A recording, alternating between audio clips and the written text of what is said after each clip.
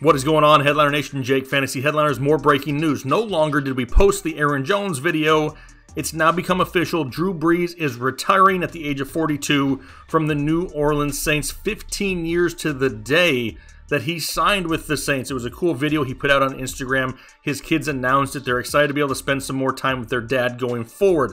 A lot of people didn't really believe the Drew Brees retirement rumors, right? They saw him talking with Brady after their last game, and a lot of people maybe thought, hey, maybe Brady's kind of convinced him to hang around a little bit more. Nope, it's official now. Drew Brees is retiring from the New Orleans Saints, and he's been there for 15 years. He's done a lot in his time there in New Orleans, not only for the community, helping them get through the Hurricane Katrina times, but he's put up a ton of stats there over the last 15 years. This is a guy who started 228 games. I mean, he's thrown for over 68,000 yards just in New Orleans, thrown for 491 touchdowns. They haven't had less than 11 wins over the last 4 seasons. This guy is the gold standard at quarterback, and he's going to be a first ballot Hall of Famer. As of right now, he is the all-time leader in the NFL in passing yards. However, he's only a little over 1,000 ahead of Tom Brady, so more than likely, Tom Brady will pass him here in 2021. But how does New Orleans respond to this, right? I mean, they've known about it. We've talked about it here for a few weeks, probably a couple months now.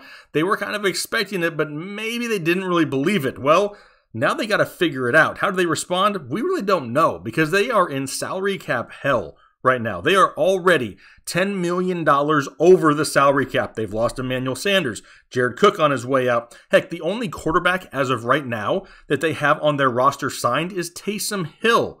Jameis Winston himself is even a free agent now. A lot of people would love to turn to Jameis Winston. He had a year to learn under Drew Brees. He has plenty of weapons in that offense going forward.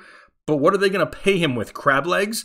Because there's not a whole lot of dollars to go around right now in New Orleans. They're going to have to be creative. They're probably going to have to restructure a few contracts to make something happen here going forward. But what about the pieces, the major pieces that they have right now? What about Michael Thomas and Alvin Kamara?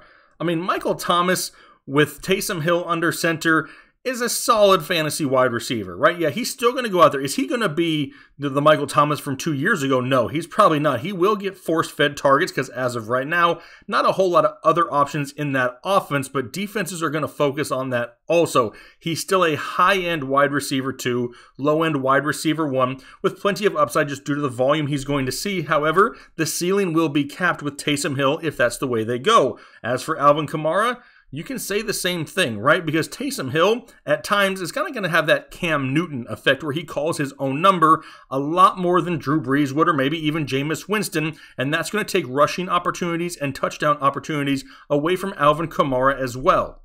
Don't get me wrong, though, Alvin Kamara is still going to be a major part of this game plan. He's still going to touch the ball probably 15 to 18 times a game, more on some weeks, but this is just going to be a hit in value because we knew Drew Brees wasn't going to be the guy to break out of the pocket and scramble away. He was going to dump it down to Alvin Kamara. He was going to find Michael Thomas on the slant route. We knew what to expect. Now it's going to be a whole lot of unknown, which only adds risk, which means we may not want to spend those higher draft picks on these guys just yet, but it's still early. It's March. We have a long way to go to see what kind of pieces they move around in New Orleans to really determine what their value will be. But as of right now, it's just not going to be as high as it was in years past. And like I mentioned it earlier, right, the Saints have been pretty dominant for quite a while. I mean, they've had at least 11 wins over the last 4 years. Their offense is always among some of the league leaders, and a lot of that had to do with Drew Brees under center. Without Drew Brees there, things are just going to look different in New Orleans. Am I going to come out here and say New Orleans is going to be horrible? No, because I still think they're probably better than the Falcons, and they're probably better than the Panthers as of right now.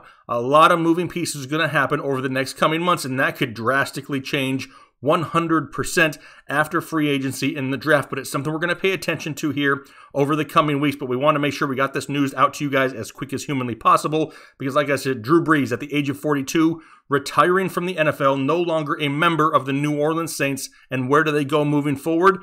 That's what we're going to be watching here over the coming weeks. So hopefully you guys have a great rest of your day. We'll talk to you later.